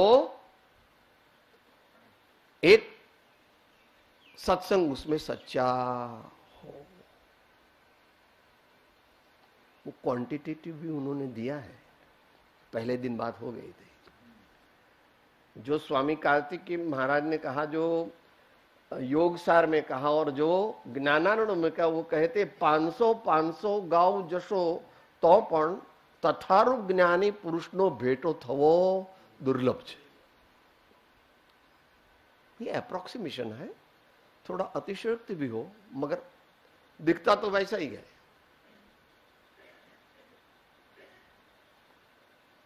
तो असत्संग आदि से अपना बल वीर्यहीन होता है।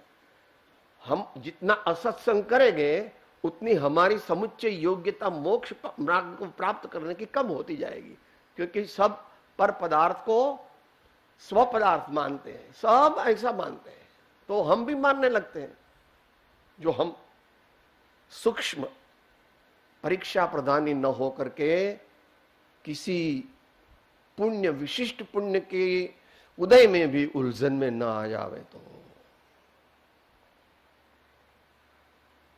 या अपनी कल्पना से मिथ्या को सत्स्वरूप मानने लगता है,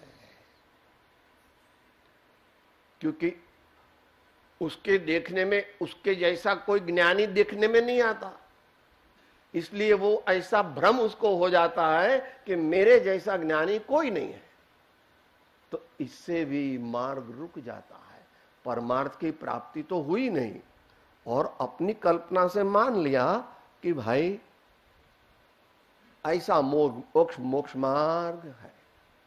तो कोई आदमी मानेगा वैसा मोक्ष मार्ग नहीं है। मोक्ष मार्ग तो 3 काल में एक रूप ही है। उसकी प्रतीति करना, उसका परिज्ञान करना, उसका अभ्यास करना और अनुभूति करना, उसके लिए हमको बदलना पड़ेगा। हमारे लिए मोक्ष मार्ग बदलेगा नहीं कि भाई हम बहुत अभी रिसर्च ओरिएंटेड हो गए तो हम नया मोक्ष मार्ग खोज डालेंगे, ऐसी संभावना नहीं है। यहां तक तो अपन बात हुई थी। इससे आगे भी 2 पंक्तियां हुई थी। प्रायः वर्तमान काल में जीव ने या तो शुष्क क्रिया प्रधानता में मोक्ष मार्ग की कल्पना की है अथवा बाह्य क्रिया और शुद्ध व्यवहार क्रिया का उत्थापन करने में मोक्ष मार्ग की कल्पना की है, अथवा स्वमति कल्पना से अध्यात्म ग्रंथ पढ़कर कथन मात्र अध्यात्म पाकर मोक्ष मार्ग की कल्पना की है। ये अपने को सब मालूम है। कोई क्रिया जड़ थई रहा शुष्क ज्ञान मां को, माने मार्ग मोक्ष नो करुणा उपजे जो।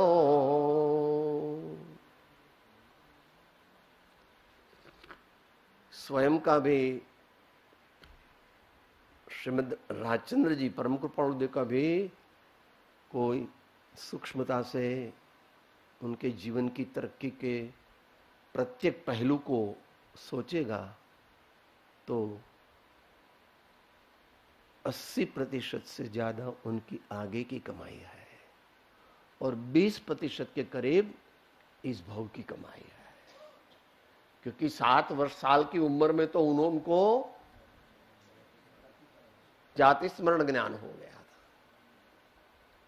मैंने दुनिया की दृष्टि से और 19 साल की उम्र में वो बंबई में शतावधान किया तो लोग कहे ओ ये तो भगवान है, ये तो भगवान है। मगर इनसे लोगों की भीड़भाड़ होने लगी। उसको ज्योतिष का बहुत अच्छा ज्ञान था तो बहुत लोग आने लगे। उसने प्रतिज्ञा ले ली, हमको ऐसा कुछ नहीं चाहिए। ये जो ज्योतिष वगैरह का ज्ञान है या शतावधान वगैरह है वो मेरी परमार्थ साधना में रुकावट रूप है, इसलिए अब से मुझे उसका कोई परिचय नहीं करना है। ये अपने को मालूम है इनके इतिहास से।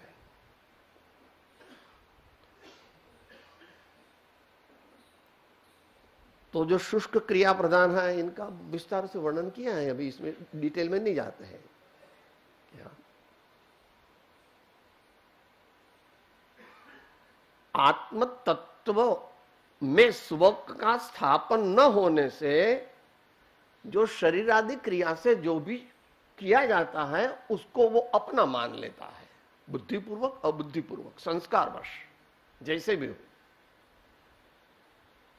तो ऐसा है नहीं। आत्मद्रव्य है, उसकी आत्मद्रव्य रूप परिणति मानो। वाणी है तो वो भाषा वर्गणा के पुद्गल परमाणु है और अंदर का अभिप्राय और मान्यता ज्ञप्ति क्रिया करने वाला जो है वो मैं हूं। ऐसी सतत जागृति बड़े धर्मात्माओं को रहती है।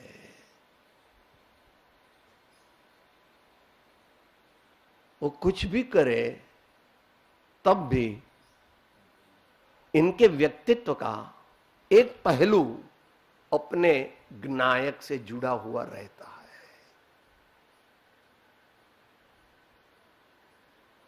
बराबर। निश्चय राखी लक्ष्य मां साधन करवा सोय, निश्चय राखी लक्ष्य मां साधन करवा सोय। अब वो निश्चय का परमार्थ स्वरूप कहे तो इसको अंग्रेजी में कहते हैं इंट्यूशनल नॉलेज, संस्कृत में कहते हैं स्वसंवेदन ज्ञान, स्वसंवेदन पूर्वक का ज्ञान। स्वसंवेदन हो जाने के बाद जो ज्ञान होता है वो उसको स्वसंवेदन ज्ञान कहते हैं। स्वसंवेदन ज्ञान नहीं है वो, फिर वो जो जो भी वर्तन करता है या जो वाचा से बोलता है उस सब में वो अनंतानुबंधी का या अप्रत्याख्यानावर्णी का या प्रत्याख्यानावर्णी का तथारूप अभाव होता है। इसलिए शास्त्र और कुछ नहीं है, भगवान ने शास्त्र लिखे नहीं है, गणधर देव ने लिखे हैं। वो गणधर देव परम प्रज्ञा के धारण करने वाले और तद्भव मोक्षगामी भी थे, इसलिए उनकी वाणी में प्रतीति करना अपने लिए श्रेयस्कर है। तो एक तो ये हो गया जो मैं करता हूं वो मोक्ष मार्ग है। दूसरा कहता है कि शुद्ध व्यवहार क्रिया का उत्थापन करने में मोक्ष मार्ग की कल्पना की है। तो भी पूजा करने से क्या होगा? तुम पूजा कर ही नहीं सकता। तो ऐसा नहीं है, पूजा तो आत्मा देहधारी है। हम तो देहधारी है, तो पूजा जो बाह्य में होती है वो तो शरीर कर रहा है, मगर किसकी प्रेरणा से कर रहा है? आत्मा की प्रेरणा से कर रहा है। तो उसकी जितनी जागृति होगी उतनी पूजा उसकी सही होगी और बाकी की पूजा सामान्य होगी। जिन पद निज पद एकता भेद भाव नहीं काई, लक्ष्य थवाने तेहनो कहा शास्त्र सुखदाय। लक्ष्य थवाने तेहनो कहा शास्त्र सुखदाय। भगवान सब जीव द्रव्य दृष्टि से देखने पर सिद्ध समान है। उस दृष्टि उसकी खुल गई है तो कुछ भी करते हैं तो भी इसके उपयोग का एक भाग, उपयोग नहीं समस्त व्यक्तित्व, उपयोग तो ज्ञान गुण की पर्याय मुख्य रूप से। उपयोग में ज्ञान गुण अकेला नहीं लेना, ज्ञान दर्शन चारित्र तप वीर्य ऐसा मुख्य लेना, बाकी तो अनंत गुणात्मक है। तो पूजा में जिन पूजाते निज पूजना रे, वासुपूज्य भगवान के समझ में आता है। पूजना तो कीजे बारवा जिन तणी रे, पूजा तो कीजे बारवा जिन तणी रे। फिर क्या है?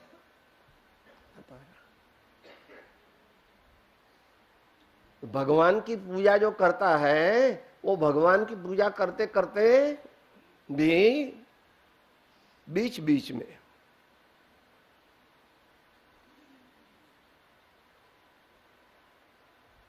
निश्चय नहीं से मैं बोल नहीं सकता, निश्चय नहीं से मेरे शरीर नहीं है, निश्चय नहीं से मैं इस प्रकार नहीं कर सकता।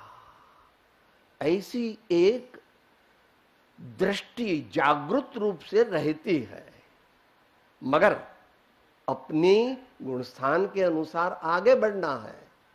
तो भगवान ने चरणार योग में कहा, तो उनकी आज्ञा मान करके पूजा करते हैं। तो पूजा करते करते स्वरूप का संपूर्ण विस्मरण नहीं हो जाता। ये थोड़ा समझना कठिन है।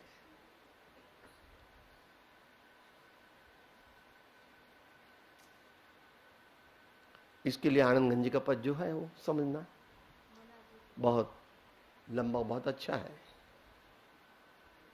उदर भरण के कारण रे गौवा वन में जाए, उदर भरण गौवा चारों चरे चहु दिशि फिरे, इन चितड़ वछरणा माय मना जी तू तो जिन चरणे चितलाय, तेरो अवसर बीत्यो जाय, तेरो अवसर बीत्यो जा।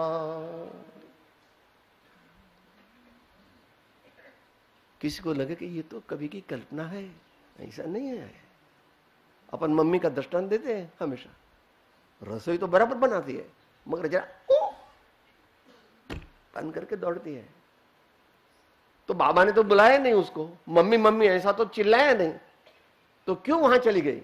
क्योंकि उसके सबकॉन्शियस माइंड में एक ऐसा उसने तय कर लिया था कि बच्चे को संभालना वो भी मेरी एक ड्यूटी है, रसोई बनाना वो भी मेरी ड्यूटी है, वगैरह।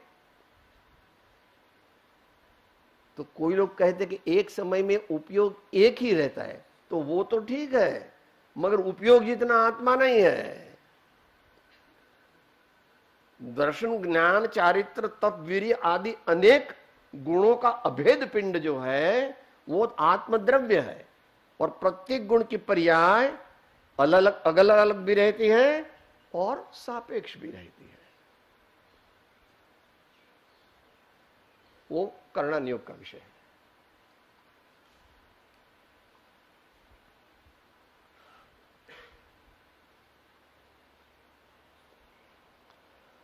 तो व्यवहार क्रिया का उत्थापन करने में मोक्ष मार्ग की कल्पना की है, अथवा स्वमति कल्पना से अध्यात्म ग्रंथ पढ़कर कथन मात्र अध्यात्म पाकर मोक्ष मार्ग की कल्पना की है। आसान है समझने में। आत्मा कुछ करता नहीं, आत्मा खाता नहीं, आत्मा पीता नहीं, आत्मा कुछ नहीं करता, इसलिए मैं जो कुछ भी कर रहा हूं वो ठीक है, ऐसा नहीं है। अंतरंग निमित्त नैमित्तिक कारण तो अविनाभावी होता है, मगर बाह्य निमित्त नैमित्तिक कारण वो अविनाभावी नहीं होता है। शरीर से हम कुछ कर ले तो उससे हमारी आत्मा वो ही कर रही है, ऐसा नियम नहीं है। मगर अंतरंग निमित्त नैमित्तिक में जिसको ऐसे कर्म का उदय हो गया उसके अवश्य विभाव भाव होगा ही। कहां आता है वो? कर्म कहीं थाप खातू नहीं, कर्म कहीं थाप खातू जब तक कि वो मर्यादा में है, सत्ता में है, तब तक तो अपन सब कुछ कर सकते हैं। उदय में आ गया, बाद में आत्मा की सत्ता चलती, वो यथापति समझना।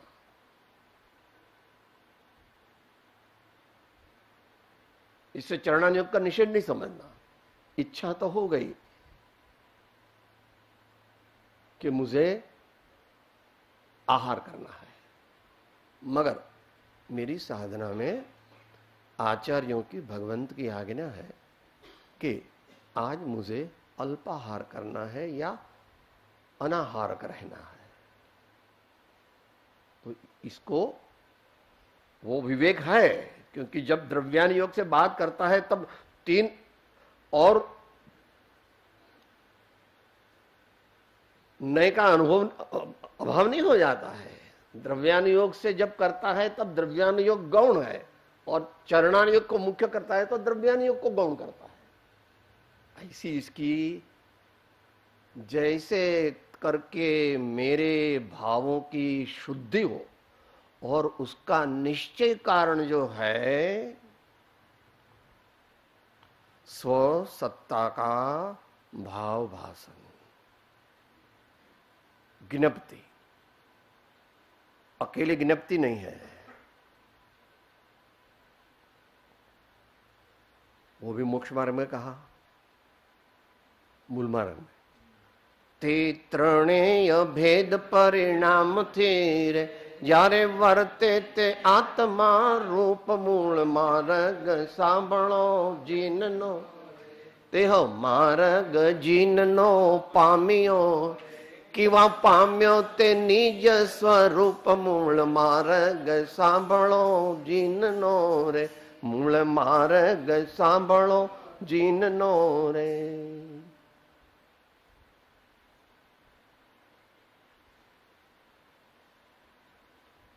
वो जिनेश्वर भगवान का मार्ग उसने प्राप्त कर लिया कि नहीं नहीं, निजेश्वर का मार्ग प्राप्त कर लिया।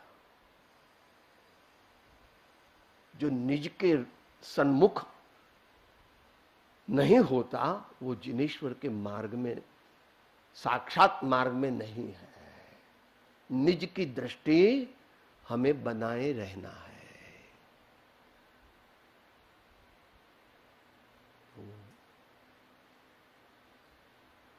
ये एक आश्चर्य है। ज्ञानी की दशा और मुनियों की, सच्चे मुनियों की दशा आश्चर्यकारक है। बाह्य में भी आश्चर्यकारक है, अंतरंग में भी आश्चर्यकारक है।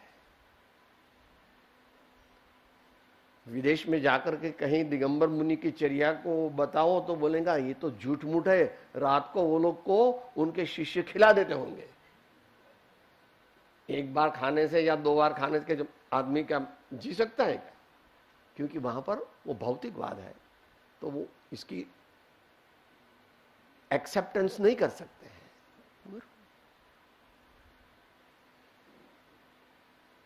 वर्तमान काल में हम लोगों की भी साधना करने की अमुक लिमिट है। परमार्थ साधना करने की 10 दिन का उपवास तो कर लेते हैं, मगर क्षमा नहीं करते। आहार के समय भी कभी कभी क्रोध कर लेते हैं। तो ये कितना मुनासिब है, ये हमें सोचना है। क्रोध का भाव तो हो, मगर इतना क्रोध हो जाता है कि वो काया और वाणी से प्रकट हो जाता है। तो वहां परमार्थ धर्म का, परमार्थ मुनि मार्ग का अस्तित्व नहीं हो सकता। शायद कभी हो जावे मन में तो भी प्रायश्चित करता है। और इतना मुनि को तो क्रोध होना ही नहीं चाहिए जिससे कि सब लोग को मालूम पड़ जाए कि ये क्रोधी है। अपन वहां कोई करोड़ों में कोई एक जो मोक्ष मार्ग से भ्रष्ट हो जाता है उसकी बात नहीं कर रहे हैं। कोई मुनि मोक्ष मार्ग से भ्रष्ट भी हो जाए उसकी बात नहीं करते। जब तक सच्चा मुनिपना है तब तक क्रोध कितना होगा? जब तक जागृत दशा में यानी कि 6वें गुण स्थान में है तब तक तो 3.5 का अभाव होगा। और जब सप्तम गुण स्थान में जाएगा तो 3.5 का अभाव हो जाएगा। और 3.5 के अभाव के बिना 3 का अभाव नहीं होता। और 3 का अभाव हुए बिना 3.5 का अभाव नहीं होता। कुछ प्रश्न करना है तो कर सकते हैं।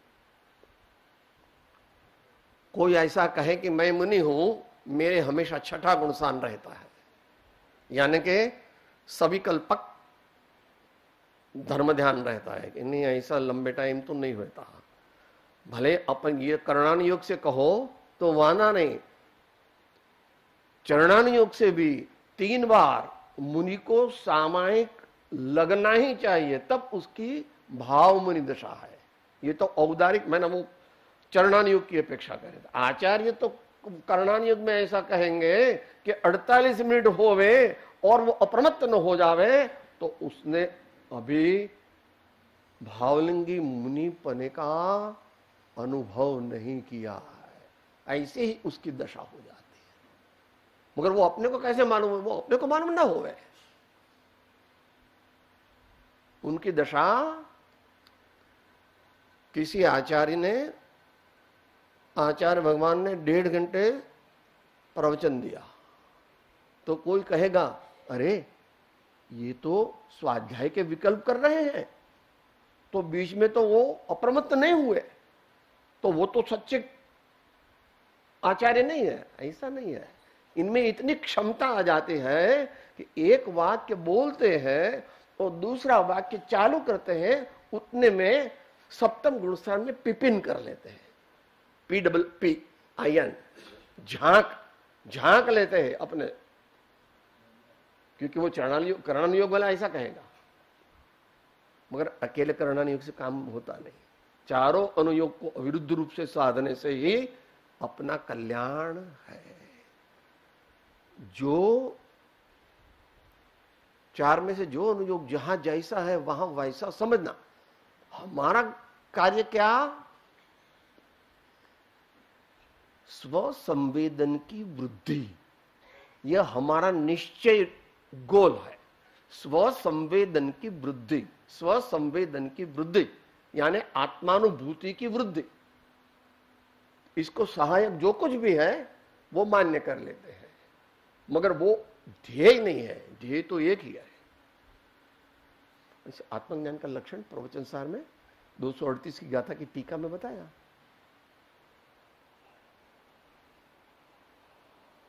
चार कारण बताए, आगम ज्ञान, तत्वार्थ श्रद्धान, आत्मज्ञान और संयम। तो उसकी जो कन्वेंशनल व्याख्या है वो वहां नहीं दी है आचार्य भगवान ने।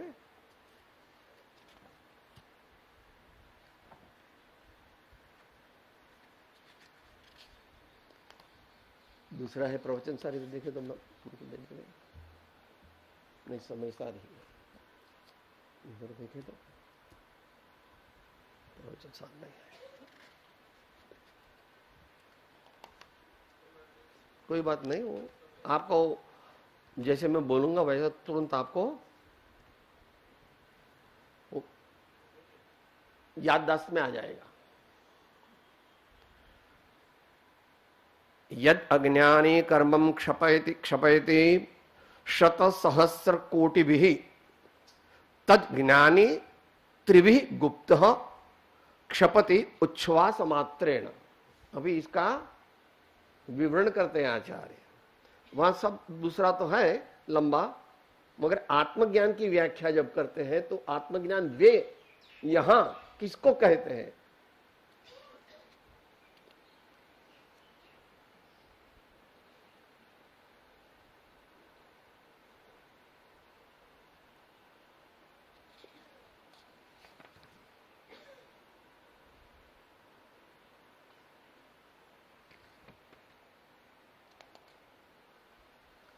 बहुत कठिन संस्कृत है, एक ही वाक्य में उन्होंने पूरी कर दी टीका। यद अज्ञानी कर्मम क्रम परिपाटया बाल तपो वैचित्र उपक्रमेण च पच्यमानम उपात्त राग द्वेषतया सुख दुखादि विकार भाव परिणतः पुनः आरोपित संतानम भव शत सहस्र कोटिभिः कथंचन निर्जरति तदेव ज्ञानी स्यात्कार केतन आगम ज्ञान तत्वार्थ श्रद्धान संयतत्व योग्य पद्यात अतिशय प्रासादात आसित शुद्ध ज्ञान मय आत्मानुभूति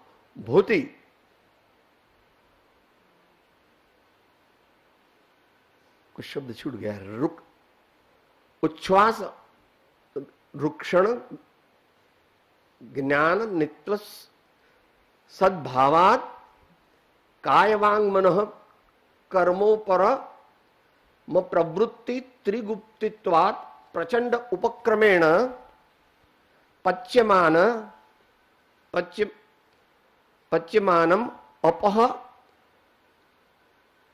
अपहित राग द्वेष तया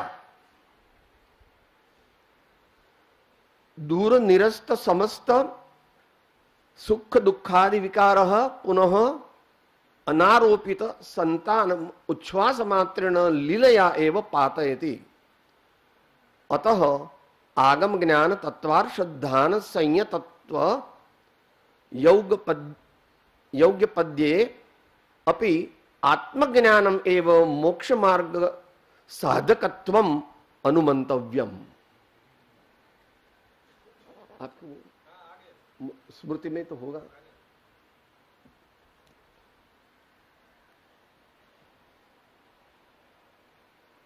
तो અહીંયા આપણને કહે છે કે કાં તો જીવ એમ માને છે કે હું ક્રિયાઓનો નિષેધ કરું, અને કાં તો એમ માને છે કે ચોપડીઓ બધી પુસ્તકો વાંચી લઉં એટલે મને જ્ઞાન થઈ જશે।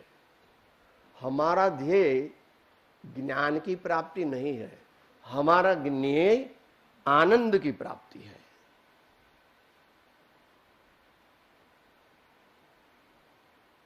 ये खास याद रखने की बात है। हम बहुत शास्त्र ज्ञान बढ़ाते हैं, बहुत शास्त्र ज्ञान बढ़ाते हैं, मगर आनंद का अनुभव कैसे होगा? सूक्ष्म तत्व विचारणा जब तक चलती रहेगी तब तक तो आनंद का प्रादुर्भाव नहीं होगा, अतीन्द्रिय आनंद का प्रादुर्भाव नहीं होगा। जिस क्षण अभेद परिणति आ जाएगी, जिसको दृष्टि में लेता है, ज्ञप्ति में लेता है और स्थिरता में लेता है, उसमें जब स्थिरता होगी उस क्षण अतीन्द्रिय आनंद की उत्पत्ति होगी। दुनिया में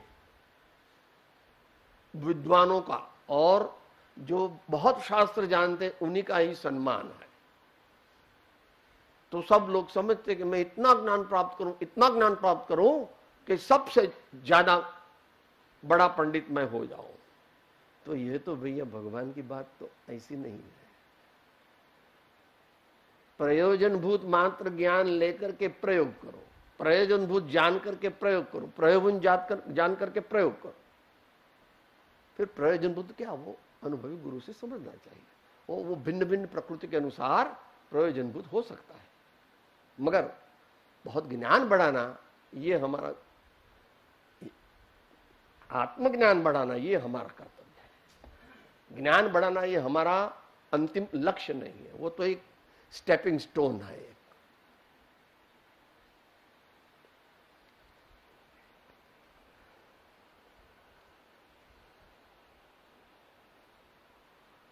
ज्ञान, दर्शन, चारित्र और तप, यों 4 प्रकार से मोक्ष मार्ग कहे जाने पर भी प्रथम के 2 पद तो उन्होंने विस्मृत किए जैसे होते हैं। किसकी बात हो रही? शुष्क क्रिया वान होता है वो। तो ज्ञान दर्शन, उसको तो वो बोलता है ठीक है, ज्ञान हो तो न हो, दर्शन न हो तो न हो। चारित्र और तप, और वो चारित्र और तप का स्वरूप भी समझता नहीं। तो इतने उपवास कर लिए तो सब तप हो गया, या इतना कुछ भी रसास्वाद त्याग कर लिया तो चारित्र हो गया। तो ऐसा चारित्र का स्वरूप, निश्चय चारित्र का स्वरूप ऐसा नहीं है, वो व्यवहार चारित्र का स्वरूप है। तत्वसूत्र भी यही कहेगा कि बाह्य तप और अंतर तप। बाह्य तप सहकारी कारण है, इसलिए उसका अंगीकार हम करते हैं, मगर हमारा ध्येय बाह्य तप करना नहीं है। हमारा ध्येय तो ये ही है, सब तरफ से दिल हटा शुद्ध आत्मा में जोड़ दे। सब तरफ से दिल हटा शुद्ध आत्मा में जोड़ दे। मान ले कहना हमारा, दिल की लालच छोड़ दे, दिल की लालच छोड़ दे।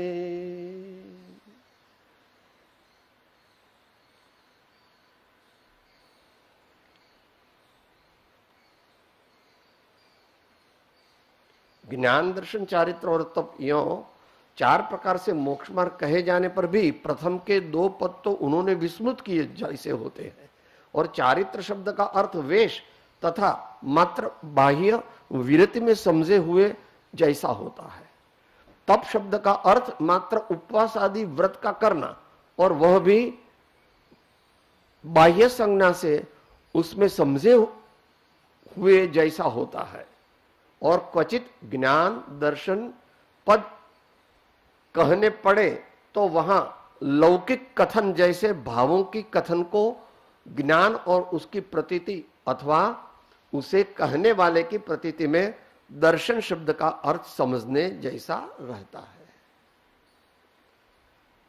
तो यह उपकारी है कि भाई सर्वज्ञ भगवान का ज्ञान जो है वो ज्ञान है, मगर वो ज्ञान कहीं किताबों में नहीं रखा है। उनसे जो प्रतिपाद्य विषय है, जो हमारा प्रतिपादन भगवान ने किया है। आत्मा का प्रतिपादन किया, शुद्धात्मा का भी किया, अशुद्धात्मा का भी किया, और बाकी उसकी जीव और पुद्गल बाकी की पर्याय है।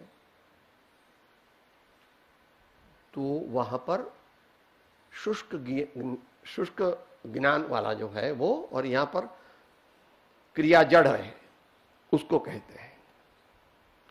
जो जीव बाह्य क्रिया और शुद्ध व्यवहार क्रिया का उत्थापन करने में मोक्ष मार्ग समझते हैं, वे जीव शास्त्रों के किसी एक वचन को ना समझी से ग्रहण कर लेते हैं।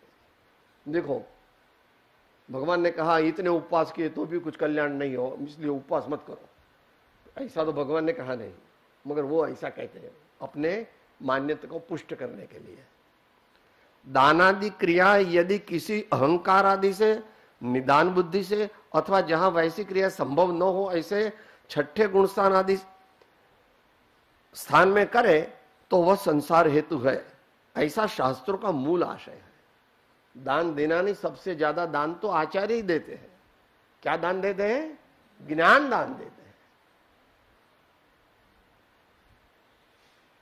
और दूसरा दान भी देते हैं, मगर वो तो दृष्टि वाले को मालूम पड़ेगा।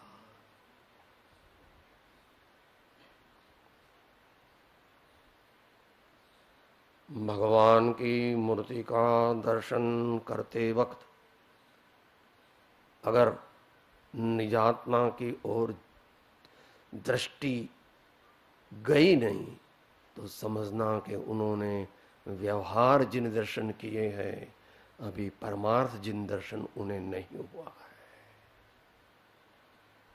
तो यहां सब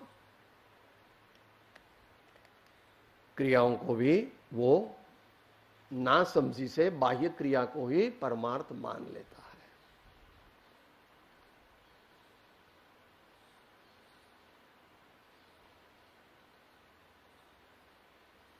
समय तो हो गया, बाद में लेंगे। तो कठिन है।